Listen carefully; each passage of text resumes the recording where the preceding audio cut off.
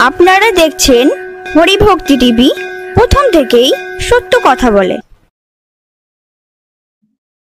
আজ আমাদের হরিভক্তি টিভিতে আলোচনা করতে চলেছি কুরআন শরীফ রচনার ইতিহাস। কুরআন শরীফ রচনা হয়েছিল কিভাবে, তার কি ইতিহাস আছে, আমরা কি জানতে পারি, সে বিষয়ে তত্ত্ববহুল আলোচনা আপনারা শুনতে চলেছেন। প্রমাণ সহ আপনাদের মাঝে তুলে ধরা হবে বিভিন্ন তথ্য উপাত্ত। তার সঙ্গে আজ আমার সঙ্গে বিশেষ অতিথি রয়েছেন এই বিভিন্ন শাস্ত্র গ্রন্থ আদি ইতিহাস তথা এডুকেশনালি পারপাস সমস্ত বিষয়ের গুণী এবং জ্ঞানী মানুষ তথা গবেষক শ্রী অসিত বর। তাকে আমরা আমাদের সঙ্গে যুক্ত করব। তার কাছ থেকে আমরা অনেক তথ্য আমরা জানতে পারব। তো আমাদের শ্রদ্ধেয় গবেষক শ্রী অসিত বর মহাশয়কে আমি আমাদের সঙ্গে যুক্ত করছি। তিনি আমাদের মাঝে হাজির হয়েছেন।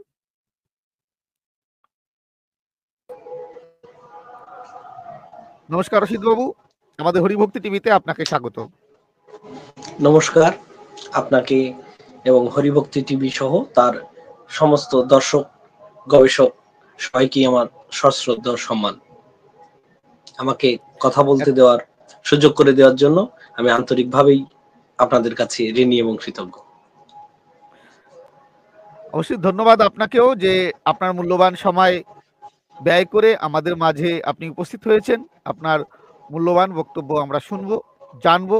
তো আপনার কাছে আমরা সরাসরি যে বিষয়টি জানতে চাইব, কুরআন রচনা হয়েছিল কিভাবে, তার একটা প্রেক্ষাপট, কত প্রকারের কুরআন বর্তমান আমরা দেখতে পারি, অতীতে কত প্রকারের কুরআন ছিল, সেই বিষয়ের পরে গবেষকদের মতামত এবং বিভিন্ন কুরআনের যে সিদ্ধান্ত বা তার যে মত, কুরআন কত প্রকারের ছিল, কিভাবে বাদ দেওয়া হয়েছিল, কোন এডিশন বাদ দেওয়া হয়েছিল, বর্তমানে কোন এডিশন আমরা পাচ্ছি, সেই বিষয়ের পরে রেখে এক এক করে ধরে ধরে আপনি আলোচনায় প্রবেশ করুন। আপনার কথার মাঝে আমি আর এক্সট্রা কোনো প্রশ্ন করে আপনার সময়কে আমরা অপচয় করব না। ঠিক আছে, ধন্যবাদ। আমি সেইভাবে একদম গুছিয়ে একদম নোটের মতো করে প্রেজেন্ট করছি। এইবার যেটা হলো, তার মানে এক তো হচ্ছে লাউহে মাহফুজে আছে কোরআন বা বেহেশতে আছে, তো সেখান থেকে তো আল্লাহ পাক বা ঈশ্বর তিনি তো বেহেশতের বা জান্নাতের কোনো প্রেস থেকে ছাপ্পা দিয়ে পাঠাননি, মুদ্রিত করে পাঠাননি পৃথিবীতে, তো এইরকম তো বিশ্বাস করা হয় না। এইবার যেটা হচ্ছে তাহলে মুসাফ মানে পাণ্ডুলিপি বা ম্যানস্ক্রিপ্ট বিভিন্ন জায়গা থেকে পাওয়া গেছে।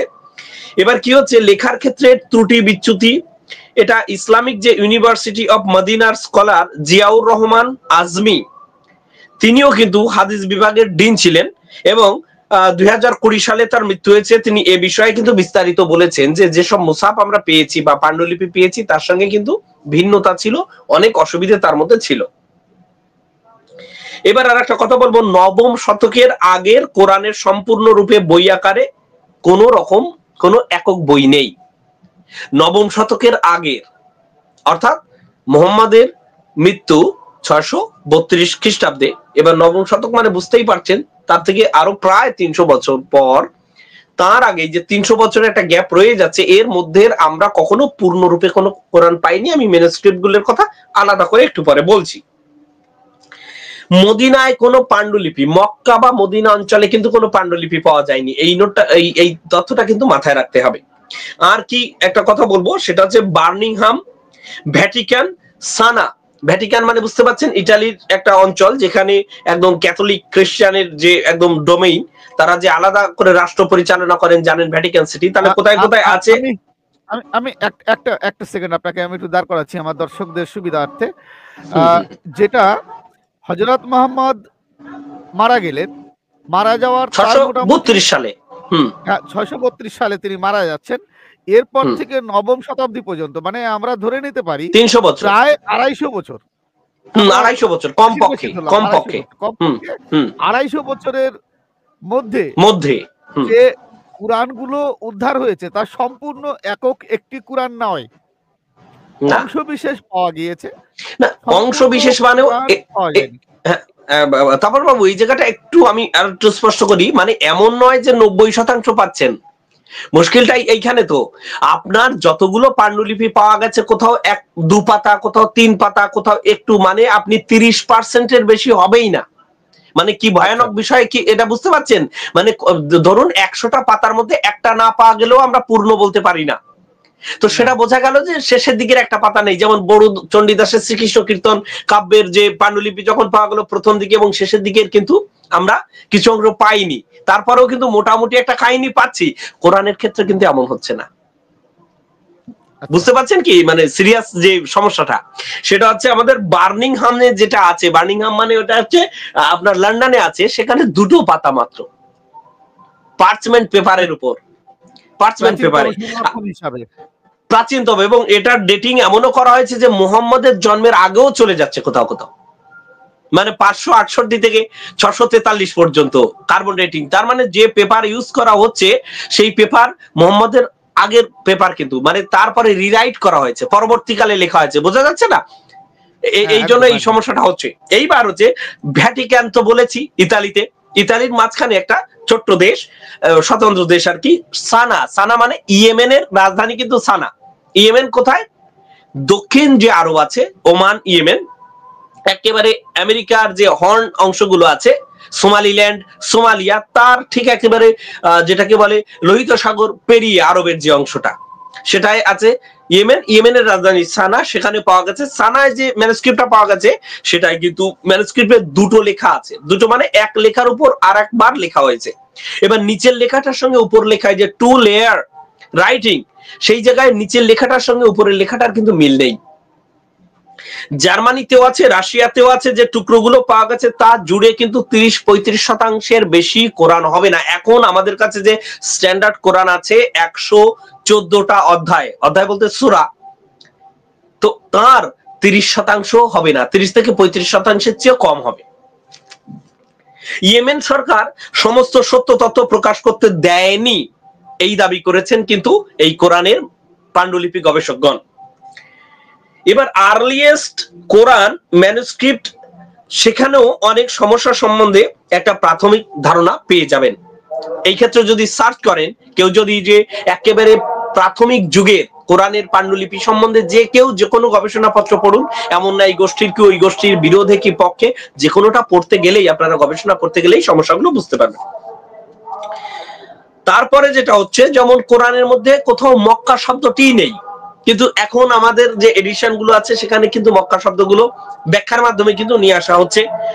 এছাড়া কাবা নেই, কাবা গুলো কিন্তু ঢোকানো হচ্ছে।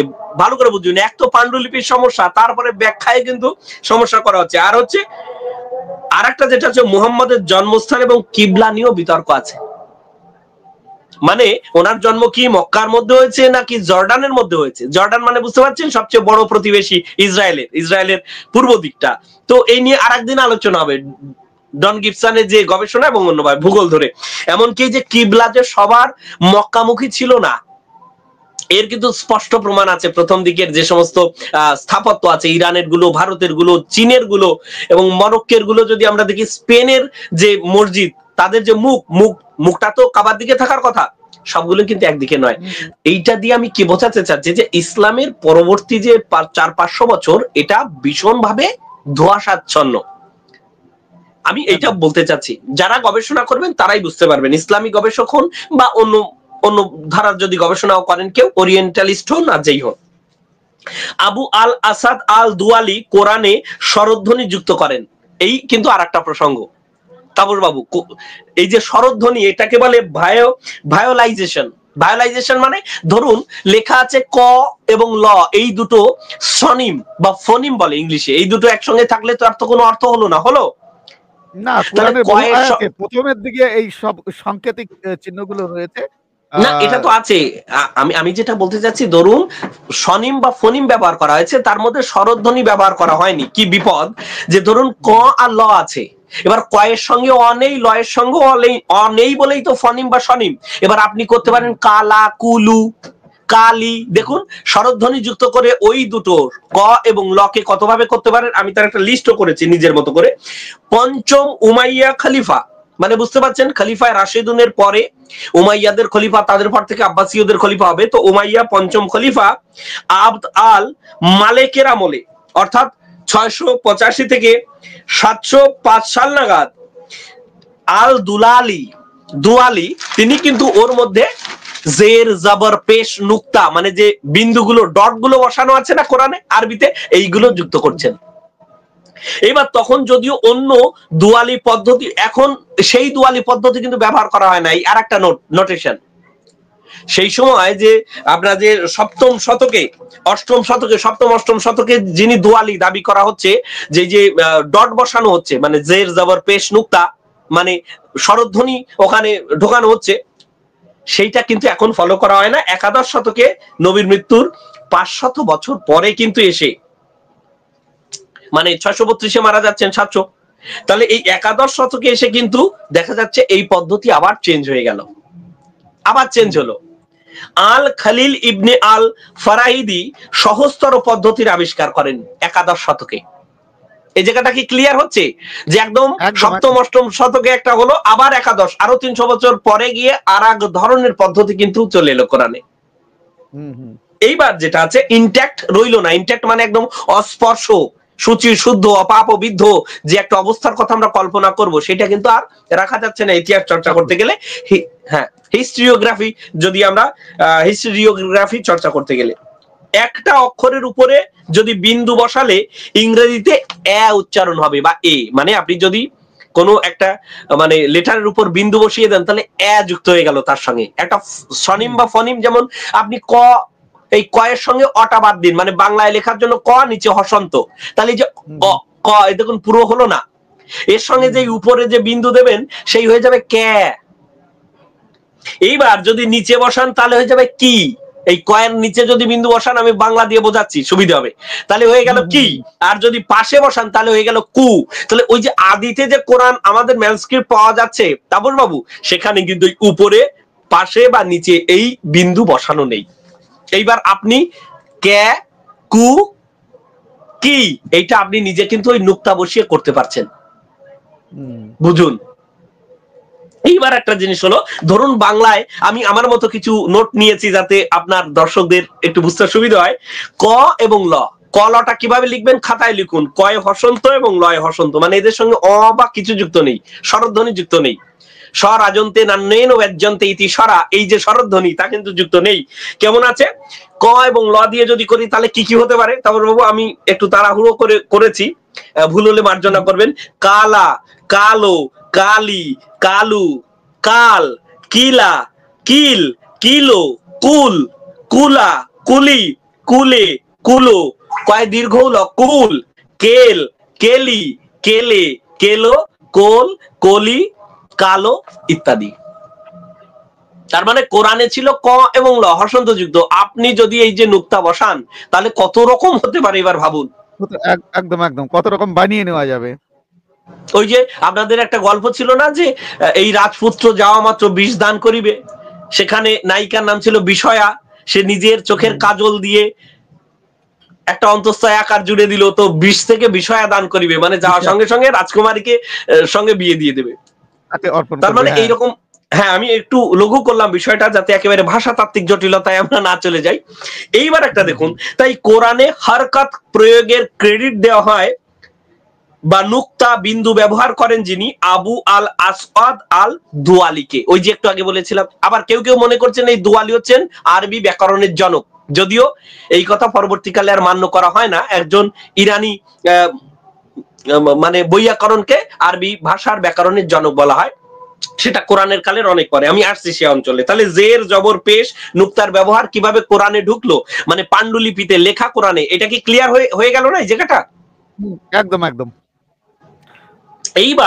এইবার যেটা আমি অন্যদিকে যাব, এই প্রসেসের সময় বেশ কিছু অসুবিধা হয়েছে। পূর্বের তথাকথিত বিশুদ্ধতা কিন্তু রক্ষিত হয়নি। এই যে পূর্বে যে বিশুদ্ধতার কথা বলছিলাম, একেবারে মানে যেটাকে বলে চিরদিন সংরক্ষিত করা হবে, মানে বই আকারে কিতাব আকারে, তা কিন্তু রক্ষিত হয়নি। আর আরবিক আরবিকরণ করতে গিয়ে গ্রিক, রোমান, সিরিয়াক, অ্যারামাইক শব্দ বন্ধের আরব্যকরণ করতে গিয়েও পরিবর্তিত হয়েছে বলে মত গবেষকদের। মানে এই যে কোরআন, অনেক গবেষক মনে করছে শুধু আরব অঞ্চলের কথা না। আপনি তো এতক্ষণ ছিলেন যে আরবের বিভিন্ন অঞ্চল, যেটাই যে শেষের যে কোরআনের আপনি ভূমিকা থেকে পড়ছিলেন, তাই না? যে ধরুন বাংলা ভাষার পুরুলিয়ার বাংলা, কুমিল্লার বাংলা, বরিশালের বাংলা, ফরিদপুরের বাংলা, রংপুরের বাংলা, ঢাকার বাংলা, ময়মনসিংহের বাংলা, এই তো।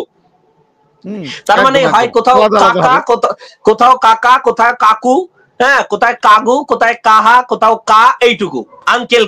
কিন্তু এখানে বলছে না, এখানে গ্রিক অঞ্চল থেকে, রোমান শব্দ থেকে, সিরিয়াক শব্দ থেকে, অ্যারামাইক শব্দ থেকে, ফার্সি শব্দ পর্যন্ত কিন্তু মূল যে গোড়ার যে পাণ্ডুলিপি গুলো পাওয়া যাচ্ছে সেগুলো পাওয়া যাচ্ছে। আর যখন স্ট্যান্ডার্ড করা হচ্ছে তাপস বাবু, তখন এই আরবিকরণ করতে গিয়ে ওই যে আমরা মাঝে মাঝে বলি না, রংধনু বলবো না রামধনু বলবো, এই যে বিশুদ্ধকরণ করতে গিয়ে পানি বলবো না জল বলবো, আমরা অনেক সময় বলি না, তো সেইটা ইন্তেজার বলবো না অপেক্ষা বলবো, তাই নিয়ে যে সমস্যা, সেই সমস্যা কিন্তু এই বিশুদ্ধতাবাদীদের হয়েছিল, তা কিন্তু গবেষকরা স্পষ্টভাবে লিখেছেন। আমি রেফারেন্স গুলো বলে দেবো চাইলে।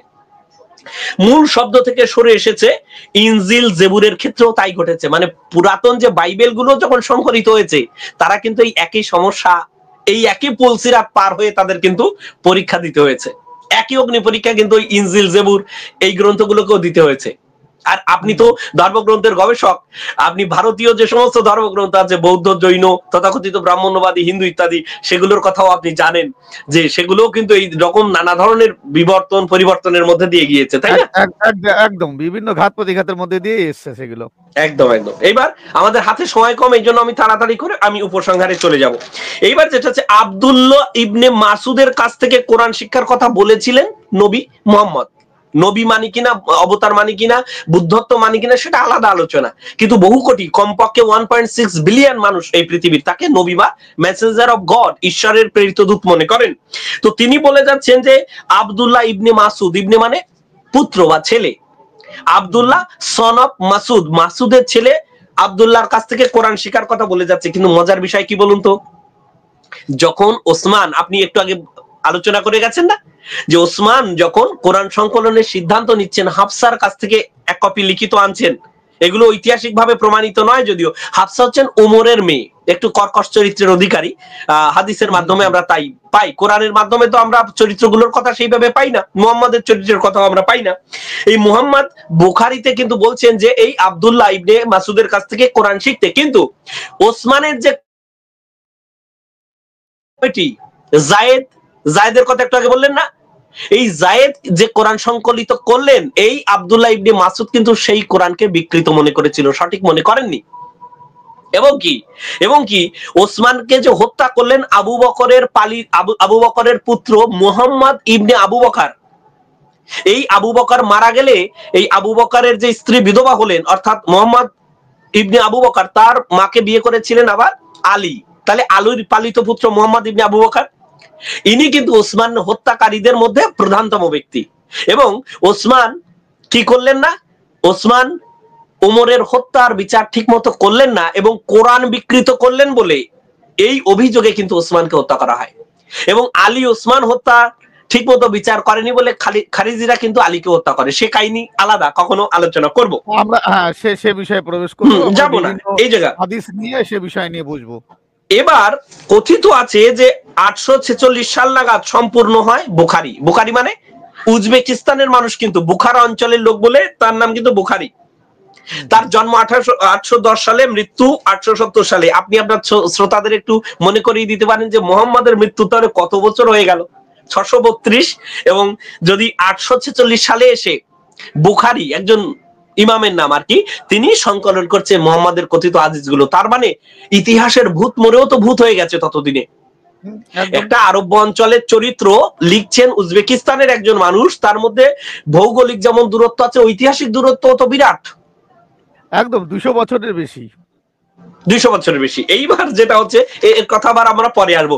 এবার মজার কথা কি, তারপর বাবু, দ্বাদশ শতকের আগের সম্পূর্ণ বুখারী হাদিস কোথাও নেই, বিশ্বের কোথাও নেই। এমনকি একাদশ শতকের আগে একটা লাইন, মানে বুখারীর লিখিত একটা হাদিসের প্রমাণ একাদশ শতকের আগে পাওয়া যায় না। তার মানে মুহাম্মদের মৃত্যুর পরবর্তী 500 বছর মাঝখানে বুখারীর কোনো লিখিত একটা লাইন নেই। এবার কিভাবে হাদিস পাওয়া যায়নি? নেই আমাদের কাছে এখনো পর্যন্ত প্রমাণ নেই, যদিও আমরা এ নিয়ে বিতর্কগুলো পরবর্তীকালে যদি সময় পাই আলোচনা করবো। এবার হচ্ছে আল তাবারি, তিনিই তো প্রথম আর কি লিখছেন, মুহাম্মদ ইবনে জাবির আল তাবারি। এই তাবারি কি করছে 839 থেকে 923, এটা হচ্ছে তার জীবৎকাল, তিনি ইরানের মানুষ। তারিক আল তাবারিতে পাবেন উসমানের সংকলিত কোরআন নিয়ে তীব্র মতবিরোধ করেছেন মুহাম্মদের সঙ্গী বা সাহাবী আব্দুল্লাহ ইবনে মাসুদ। বুঝতে পারছেন? তার এই যে কত সমস্যাগুলো তৈরি হচ্ছে একটু খেয়াল রাখবেন। আরো 3 জন, মোট 4 জনের থেকে তিনি কোরআন শিখতে বলেছিলেন। এই তার মধ্যেই আরেকজনের নাম আমি বললাম, জায়েদ ইবনে তাবিদ মায়ের পেটে তখন কিন্তু এই আব্দুল্লাহ ইবনে মাসুদ সাহাবী হয়ে গেছেন। সাহাবী মানে, সাহাবী একটা পরিভাষা, আরবি পরিভাষা, যার অর্থ হচ্ছে মুহাম্মদের সঙ্গী বা পার্ষদ।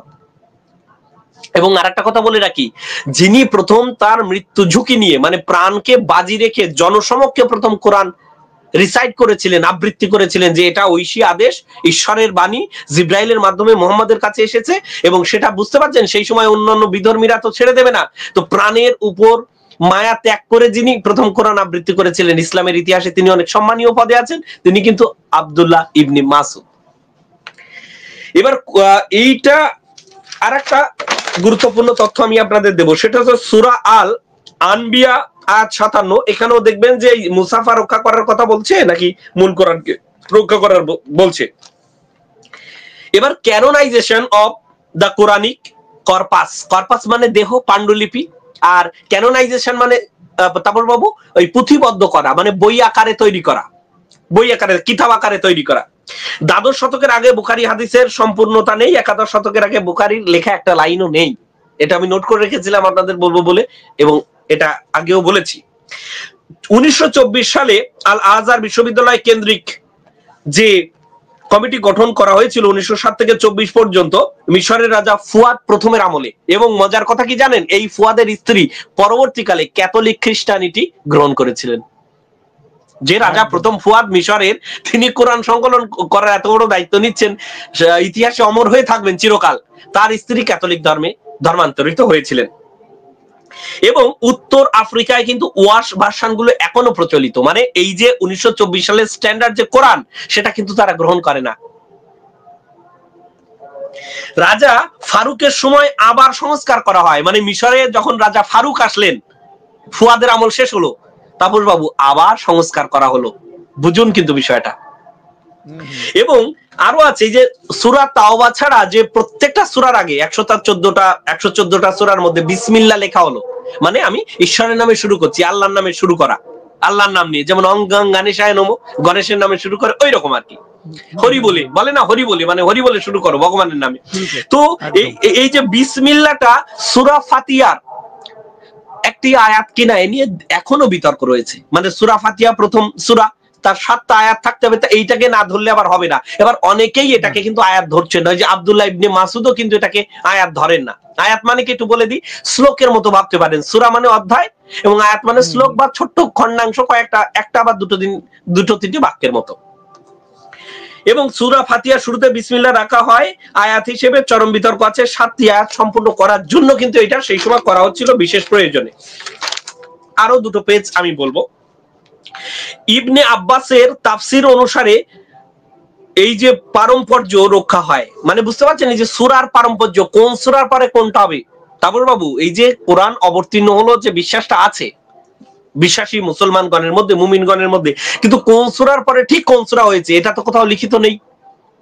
তাহলে ইবনে আব্বাসের তাফসির অনুসারে কিন্তু এইভাবে এখনকার যে আমরা দেখছি যে ওই যে বলি না, আমরা গীতার এত নাম্বার অধ্যায়ের এত নাম্বার শ্লোক, কোরআনের এত সূরার এত নাম্বার আয়াত বলি, তো এই যে পরম্পর্য পর 1 2 3 4 এই যে সূরাগুলো, এটা কিন্তু আব্বাসের যে রচিত তাফসির সেই অনুসারে। কিন্তু এই তাফসির আব্বাসের রচিত কিনা আদৌ, তা নিয়েও চরম বিতর্ক আছে ইসলামিক স্কলারগণের মধ্যে। আমি বাইরের কথা একটাও বলছি না, যে বাইরের মানুষ কি মনে করেন। আমার আজকের আলোচনা সমগ্র হচ্ছে ইসলামিক যে স্কলাররা আছেন, বিভিন্ন শাখায় বিভক্ত আছেন, একাডেমিক যে ভাগাভাগি দ্বন্দ্বটা আছে, সেইটা নিয়ে আজকে আলোচনা করছি। 1400 খ্রিস্টাব্দে ইরানি স্কলার ফিরোজাবাদী এই তাফসির সংকলন করেন এবং প্রথম ছাপা হয় 1864 সালে। তিনি দাবি করছেন এটা ইবনে আব্বাসের তাফসির। বুঝতে পারছেন? 1864 সালে ইরানের স্কলার ফিরোজাবাদী, মানে ফিরোজাবাদে থাকতেন তাই ফিরোজাবাদী, তিনি দাবি করছেন যে এই তাফসির ইবনে আব্বাসের। 1864, 1857 তো আমাদের মহাবিদ্রোহ হয়ে গেছে ভারতে। রানীরও তো মানে আমাদের মসনদে চলে এসেছেন ভিক্টোরিয়া 1858। যাক, ইরাকের কুফার মানুষ আবু আমার হাফস, ওই যে একটু আগে বলেছি হাফস কোরআন, দুরি কোরআনের কথা আজকে বলবো না, হাফস কোরআন, দুরি কোরআন, ওয়াশ কোরআন। তো এই ওয়াশটা আফ্রিকায় চলে, পশ্চিম আর উত্তর আফ্রিকায়। এই ইরাকের কুফার মানুষ কিন্তু আবু আমার আফস ইবনে সুলাইমান ইবনে আল মুগিরা ইবনে আবু দাউদ আল আসাদ আল কুফি, কুফি মানে কুফায় থাকতেন বলে, ইরাকের একটা প্রধান শহর। যখন আমরা ইমাম হাসান হোসেনের ইতিহাস বলতে যাব, আলী যখন এলেন, মক্কায় যেমন রাজধানী ছিল, কুফাতেও ছিল একসময়, দামেস্কাসেও ছিল মুয়াবিয়ার সময়, সিরিয়ার রাজধানী। এখন তো সেটা বেদখল হয়ে যাচ্ছে, সেই ইতিহাসে আজকে যাব না। তার সংস্করণ হাফস কোরআন হিসেবে পরিচিত এবং এটা মোটামুটি সংকলিত হচ্ছে বলে দাবি করছেন 709 থেকে 796 সময় এই হাফসের কথা। হাফস আব্দুল্লাহ ইবনে মাসুদকে অনুসরণ করেন। ওই যে আব্দুল্লাহ ইবনে মাসুদ বলে এসেছে আগে কথা, যিনি জায়েদের সংকলিত কোরআনকেও গ্রহণ করেননি, হাফসের কোরআনকেও গ্রহণ করেননি। যাকে বলেছিলেন মোহাম্মদ, যার কথা বলেছিলেন যে এর কাছ থেকে কোরআন শিখো, আব্দুল্লাহর কাছ থেকে, সেই আব্দুল্লাহ হাফস কোরআনকেও গ্রহণযোগ্য মনে করেননি। ওয়াশ আবু সাইদ উসমান ইবনে সাইদ আল কুতুবি, তার স্টাইলের আবৃত্তিক ওয়াশ কোরআন বলা হয়। ওয়ার্শের তাহলে আমরা পরিচয় দিলাম। এবং ওয়ার্শের সময়কাল 728 থেকে 812 সাল পর্যন্ত। উত্তর আফ্রিকা, সুদান, ইয়েমেন, পশ্চিম আফ্রিকায় ওয়াশ কোরআন খুবই বিখ্যাত এবং জনপ্রিয়, ওইভাবেই আবৃত্তি করা হয়। ওয়াশ কোরআনে বিসমিল্লাহকে আয়াত বলে মনে করা হয় না, হাফস কোরআনে কিন্তু বিসমিল্লাহকে একটি আয়াত বলে মনে করা হয়, মানে আল্লাহর বাণী। তার মানে বুঝুন, এটা সাধারণ কথা নয় যে ওই বিসমিল্লাহটা আল্লাহর কথিত কথা, কিনা আল্লাহর কথিত কথাই আয়াত হবে, যেটা আল্লাহ বলেননি অন্যরা যুক্ত করলেন। ধরুন কোন সূরা কত নম্বর আয়াত, এগুলো তো মানুষের লেখা, তাহলে এগুলোকে আয়াত হিসেবে ধরা যাবে না, এটা আল্লাহর বাণী নয়, ঈশ্বরের বাণী নয়। সর্বপ্রথম নাম্বারিং করেন কে? তাবুর বাবু। এই যে কোরআনের যে নাম্বার গুলো, এইটা কে করেন? মজার ব্যাপার, জার্মান ওরিয়েন্টালিস্ট একজন পণ্ডিত, তার নাম গুস্তাভ লেবারেস ফ্লুয়েগেল। 1834 সালে 1834 সালে কিন্তু এই নাম্বারিংটা করেন। জার্মানি ভাষায় যখন আর কি, জার্মানিতে যখন কোরআন তিনি ছাপাচ্ছেন সেই সময়, তাহলে সালটা 1834। আমি আবার বলি, তাহলে এই যে নাম্বারিং আজকে দেখি না, আমরা সার্চ করি যে অতরত 5-এর 22, মানে 5 নাম্বার সূরার 22 নাম্বার আয়াত, এই যে নাম্বারিং করাটা, এটা করেছেন কিন্তু ফ্লুয়েগেল, একজন জার্মান পণ্ডিত। এবং 1856 সালে আয়াতের রুকু নাম্বার গুলো, আমার সূরার নাম্বার, রুকু নাম্বার, সূরা এবং আয়াতের নাম্বার, কোরআনে যে নাম্বার এলো, এই যে নাম্বার করে যে লিখে দেওয়া হলো, এইটা কিন্তু করলেন জার্মান পণ্ডিত ফ্লুয়েগেল। আপনার কাছে কি নতুন কোন তথ্য বলে মনে হচ্ছে? আপনার দর্শকদেরও হয়তো মনে হবে কিছু কিছু তথ্য এই জায়গাটা। অবশ্যই অনেক নতুন তথ্য তারা পাবে। মজাটা এইখানে, এইটুকু কথা থাকলেই কোনো অসুবিধা হলো না যে 1834 সালে কি একজন নাম্বারিং করেছে, কি এসে যায়। মজা হলো 1924 সালে যে কায়রো এডিশন স্ট্যান্ডার্ড কোরআন, সেখানে ওই ফ্লুয়েগেলের যে নাম্বারিং, সেটাই অ্যাজ ইট ইজ গৃহীত হয়েছে। এই জায়গা মজাটা আছে। এইবার আছে লেখকদের, আমরা বর্তমান কোরআনে যে নাম্বারিং গুলো পাচ্ছি, সেটা আমাদের জার্মান পণ্ডিত ফ্লুয়েগেল 1834 খ্রিস্টাব্দের তার নাম্বারিং করা একদম, এবং সেটা জার্মানে করা হচ্ছে। এবার লেখকদের কথা বলা হয় যাদের মধ্যে যে কোরআন লিখেছেন যারা, মানে আমরা হাদিসের মাধ্যমে যেগুলো পাই, হাদিস বলতে আমরা যে বুখারী হাদিস পাই, মুসলিম হাদিস পাই, মানে আবু দাউদ পাই না, এগুলো এই যে হাদিসগুলো যে গ্রহণযোগ্য যে হাদিস, তার মধ্যে কিন্তু এই রকম মতবিরোধ গুলো আছে। শুধু তাই নয়, আলাদা ভাবে, এটা তো গেল আমি বললাম যে সিয়াসিতা, যে 6টা প্রধান হাদিস সুন্নিদের, শিয়াদের হাদিস আছে তো, কিতাব আল কাফি, আল ফাকি, আল তাহাদিব, আল ইস্তিবাসার, দাইম আল ইসলাম, ওয়াসাইল আল সিয়া, বিহার আল আনওয়ার, জামিয়াল আহাদিদ আল সিয়া, তাদের আবার বর্ণনা অন্যরকম, মানে ইতিহাস আপনি আর মেলাতে পারবেন না ওইভাবে গেলে, একদম একদম একদম পুরোই আলাদা আলাদা একদম। এবার আমরা তাও যেটুকু পাচ্ছি ইসলামের ইতিহাস বিভিন্ন হাদিসের মাধ্যমে এবং অন্যান্য যে ইতিহাস লেখা হয়েছে, সেখানে কিন্তু লেখকদের যাদের কথা বলা আছে, যারা কোরআন লেখার দায়িত্বে ছিলেন, তাপস দাদা, তাদের মধ্যে কিন্তু নিজেদের পরস্পর মারামারি এমনও হয়েছে, সাহাবীকে হত্যাও করেছেন। তালহার কথা যদি আমি বলি, এবার যেটা হচ্ছে এক একজনের দুটো একটা উদাহরণ দিই, দুটো একটা উদাহরণ মাত্র। পারস্পরিক গোষ্ঠী সশস্ত্র যুদ্ধ করেছেন, মুয়াবিয়া ইয়াজিদের সমর্থন করেছেন, এমনও কিন্তু ওই কোরআন লেখকদের মধ্যে কেউ কেউ ছিলেন যে এরা মুয়াবিয়াকে এবং তার পুত্র ইয়াজিদকে সমর্থন করেছে।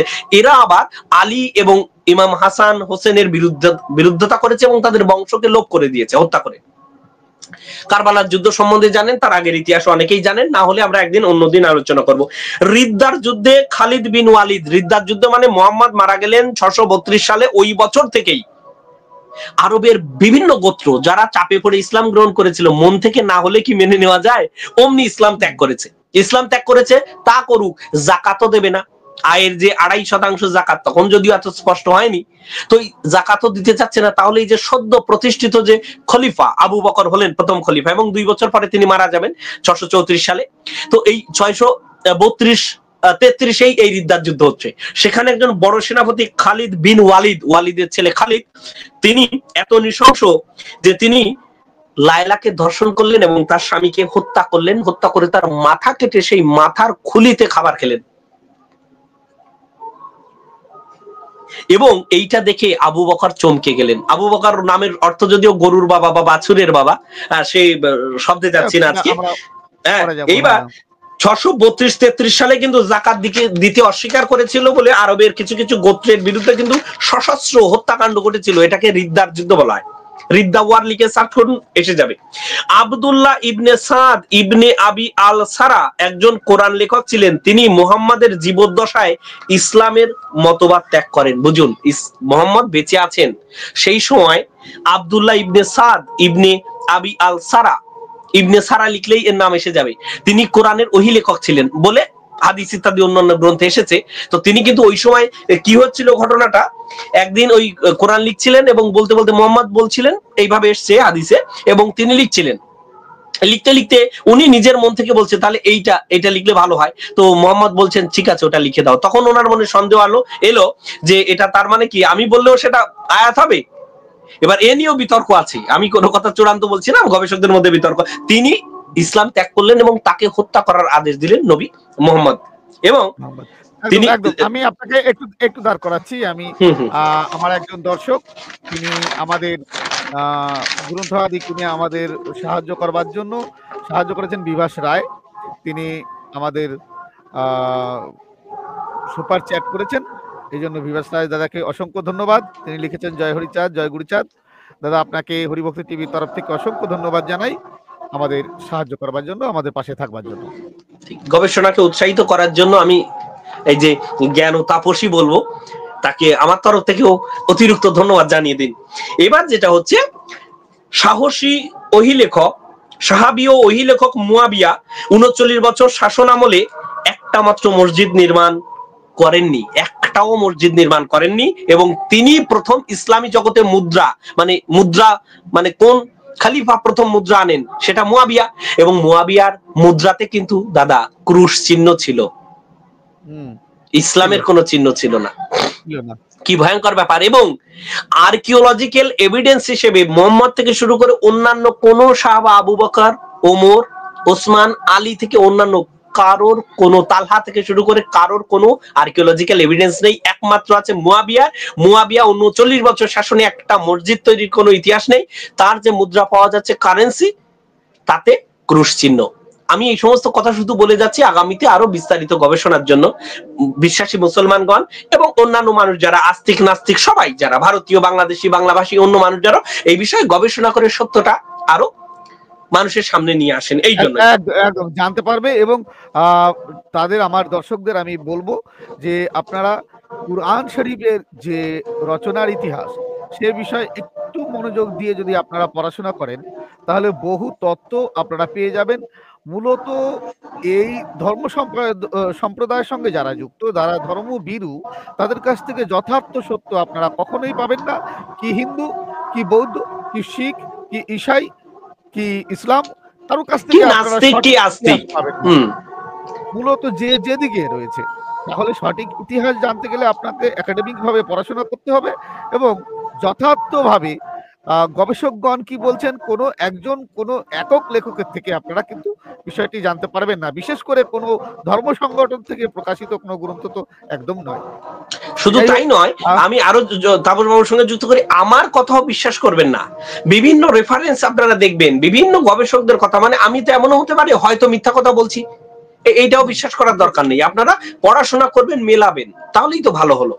যাই হোক, শুধু তাই না, কোরআনের ক্ষেত্রে কিন্তু আমি নামটা উচ্চারণ করব, কোরআনের নামটা কিন্তু ভালো। কোরআন কথার মানেই কিন্তু আবৃত্তি বা রিসাইটেশন, খেয়াল করুন।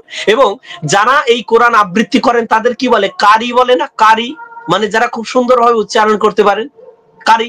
এই যেমন বেদের যেমন উচ্চারণের জন্য ছন্দ ইত্যাদি রচনা হয়েছিল, তা নিয়ে একদিন প্রোগ্রাম করবেন, আমরা যাবো সেদিকে।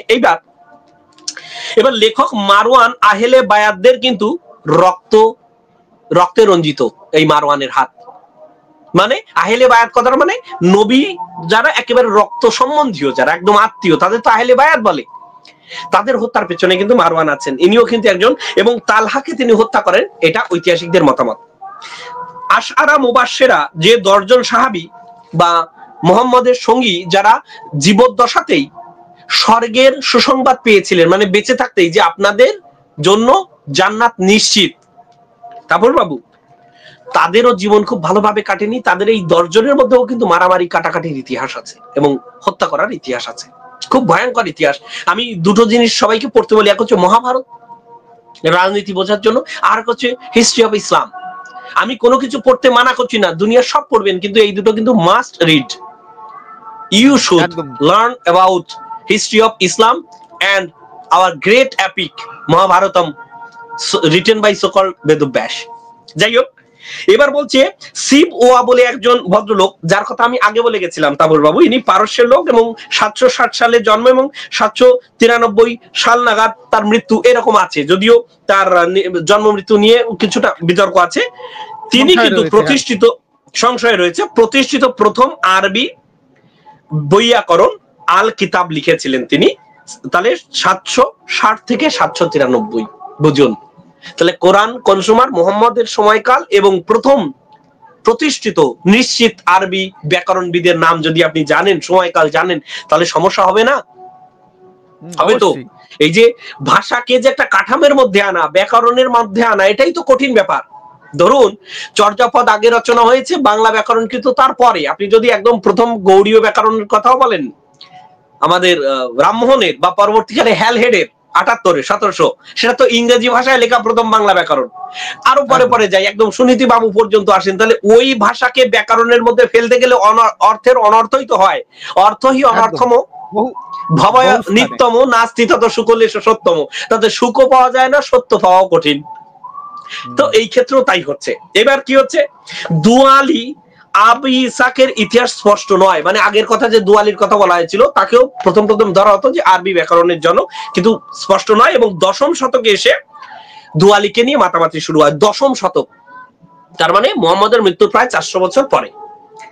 এবার আর একটা যেটা আছে, যেমন একটা উদাহরণ আমি দিই, যদি কাতালটা কুতিল হয়ে যায়, কাতালটা যদি কুতিল হয়ে যায় নুক্তা বসাতে গিয়ে, তাহলে কি হয়, অর্থের একটা ভয়াবহ অনর্থ ঘটে না? একদম। এবং অর্থ বিভ্রাট তো ঘটে। শুধু তাই নয়, যেখানে বলা হচ্ছিল ঈশ্বরের কথা, ঈশ্বরের বাক্য হুবহু রক্ষিত হচ্ছে কিনা, প্রশ্নটা এখানে। কত শতাংশ বিকৃত হলো প্রশ্ন সেখানে না, তাবর বাবু, সেটা হচ্ছে 100% বিশুদ্ধ কি না। একেবারেই যেভাবে হৃদয়ে এসেছে মুহাম্মদের, কেন মুহাম্মদ দাবি করছেন যে আমাকে ঈশ্বর বলছেন, বাকিরা তো জিব্রাইলকে দেখছে না, তারা বিশ্বাস করছেন, তাই তো তারা মুমিন। তারা কিন্তু সাক্ষ্য নয়, হ্যাঁ, তারা কিন্তু আই উইটনেস নয়, কিন্তু তারা মুমিন, বিশ্বাসী, যে তারা বিশ্বাস করছেন ঈশ্বর মুহাম্মদকে কোনো একটা মাধ্যমে, জিব্রাইল বা কোনো মাধ্যমে, তার যে লাউহে মাহফুজে রক্ষিত মানব জাতির দিক নির্দেশ দিচ্ছেন বাণীর মাধ্যমে, সেই পবিত্র বাণী বা ওহী, সেটা মুহাম্মদ বলছেন এবং তার সঙ্গী সাথীরা সেটাকে রক্ষা করার চেষ্টা করছেন। কিন্তু মুহাম্মদের আমলে তো গোটা কোরআন নেই, লিখিত কোরআন নেই। এবার দেখুন, ওয়াত খাইজু ওয়াত খাইজু এর মানে তুমি নেবে, এটা যদি ওয়াতাখাজু ওয়াতাখাজু ওয়াতাখাজু তাহলে তারা নিয়েছে। মানে একটা উদাহরণ দিলাম কিরকম বিপদ ঘটতে পারে। কায়রো এডিশনের পরে বহু কপি নীল নদে ফেলে দেওয়া হয়। 1924 সালের আগের যে কোরআনের কপিগুলো মিশরে বা ওই অঞ্চলে প্রচারিত ছিল সব নীল নদে ফেলে দেওয়া এবং অন্যভাবে ডিস্ট্রয় করে দেওয়া হয়। ঠিক যেমন ওসমান করেছিলেন, বিভিন্ন কোরআনের এখানে একটু কপি, ওখানে পূর্ণ কোরআন কিন্তু তখনও ছিল না, মানে যে কাহিনী আছে সেখানেও পূর্ণ কোরআন ছিল না। এবং ওসমানের বিরুদ্ধে আরেকটা অভিযোগ করেন শিয়াগণ, শিয়া মুসলমানগণ। তারা বলেন যে ওসমান আলীর নিকটে যে বিশুদ্ধ কোরআনের পূর্ণ রূপটা ছিল সেটা ওসমান ব্যবহার না করে হাফসার কাছে রক্ষিত কোরআনটা গ্রহণ করেছেন, তাই না? শিয়া সুন্নির যে মতদ্বৈত সেটা এখানে আছে। আর একটি পাতা আমি বলবো, তারপরে উপসংহার দিয়ে শেষ করব। এবার ওসমানের সময় বা সাহেবদের সময় কোনো পূর্ণাঙ্গ কোরআনের কপি, পাণ্ডুলিপি, বই, কিতাব কিচ্ছু নেই। মানে আপনি যে বলবেন না ওসমানী কোরআন, সেই উসমানের সমকালের, উসমানের পরেই তো আলী এলেন, তাই না? প্রায় 56 সাল পর্যন্ত শাসন করলেন, তৃতীয় খলিফা। সেই সময়কার কোনো পূর্ণাঙ্গ কোরআন নেই যে সেই সময়কার একটা কোরআন আমাকে কেউ দেবে, সপ্তম শতকের কোরআন, তা কিন্তু নেই, বিশ্বের কোথাও নেই। জায়েদ ইবনে তাব এর নেতৃত্বে ওসমানের উদ্যোগে যে কোরআন সংকলনের ইতিহাস তৈরি হয়েছে তা বুখারীতে, তাও দ্বাদশ শতকের আগের পাওয়া যায় না। এই যে কোরআন সংকলনের ইতিহাস সম্বন্ধে প্রাইমারি সোর্স, একদম earliest source about history of Quran compilation, সেটা কিন্তু ইমাম বুখারীর রচিত বুখারী হাদিস। সেই বুখারী হাদিসের পূর্ণরূপ দ্বাদশ শতকের আগে পাওয়া যায় না, তার মানে সেটা অনেক দুর্বল হয়ে যাচ্ছে ইতিহাস। প্রাচীনতম সোর্স হিসেবেই এটা। এবং আরেকটা যেটা আছে সেটা হচ্ছে বুখারীর নির্ভরতা নিয়েও কিন্তু সৌদি আরব সহ বিশ্বের বিভিন্ন ইসলামিক চর্চা হচ্ছে যে সমস্ত দেশগুলোতে, তা নিয়ে কিন্তু এখন নানা বিভ্রান্তি দেখা দিয়েছে। আপনি জানেন কিছুদিন আগের খবর যে সৌদির যিনি এখন প্রিন্স আছেন মোহাম্মদ বিন সালমান, তিনি কিন্তু হাদিসেরও সংস্কার করতে উদ্যোগী হয়েছেন এবং অনেক অনেক মানে হাদিস তিনি বাদ দিতে চেয়েছেন, অনেক কিছু দিয়েছেন ও বাদ দিতে চাচ্ছেন। তার মানে বুখারী যেটাকে বলা হতো সহিহ বুখারী এবং সহিহ মুসলিম, এই দুটো বিশুদ্ধ হাদিস। তাহলে এই যে গুরু শিষ্য পরম্পরার, তিনিও গুরু সব হাদিসকে সঠিক মনে করছেন না, শিষ্যের সব হাদিসকে গুরু ঠিক মনে করেননি বলে তো তার হাদিসে তিনি স্থান দেননি, বুঝতে পারছেন? তো সেই বিতর্ক এখনো গড়াচ্ছে এবং সৌদি সরকারও তার কিছু অনেক কিছু পরিমার্জন করছেন এই সময়। আমি কথার মাঝে একটা আমি বিষয়টি আমার দর্শকদের জানিয়ে রাখি, সেটা হচ্ছে আমরা যেহেতু আজ কোরআনের রচনার ইতিহাস বিষয়ে আলোচনা করছি, তার রচনা সংক্রান্ত, তার ঐতিহাসিক এভিডেন্স সংক্রান্ত বিভিন্ন তথ্য, বিভিন্ন দিক আলোচনা করছি। ঠিক তদ্রূপ ভাবে হাদিস রচনা হয়েছিল কিভাবে, হাদিসের রচনার ইতিহাস নিয়ে আমরা আলোচনা করব। আরবের যে ভাষা, আরবি ভাষা, সেই আরবি ভাষা কবে এসছে, আরবি লিপি কবে এসছে, সেই লিপির দ্বারা কুরআন রচনা করা হয়েছে তার ইতিহাস কি, সে বিষয়ের পরে আমরা কিন্তু আলোকপাত করব ধীরে ধীরে আমরা লাইভের মাধ্যমে, আমাদের চ্যানেলের আলোচনার মাধ্যমে। হ্যাঁ, তারপর বাবু আপনার শ্রোতা দর্শকদের যদি আগ্রহ থাকে তাহলে ভাষা, লিপি ইত্যাদি ব্যাকরণের ইতিহাস সঙ্গে আরবি সাহিত্যের একটা ইতিহাস নিয়ে আমরা একটা এপিসোড করতে চাই। সেটা হচ্ছে কোরআনের পূর্ববর্তী সময়ে যে আরবের যে ইতিহাস বা কাব্য সাহিত্যের ইতিহাস, তা নিয়ে কোনোদিন একদিন বসা যাবে, যদি আগ্রহ হয়, কমেন্ট যদি তেমন আসে এই বিষয়ে।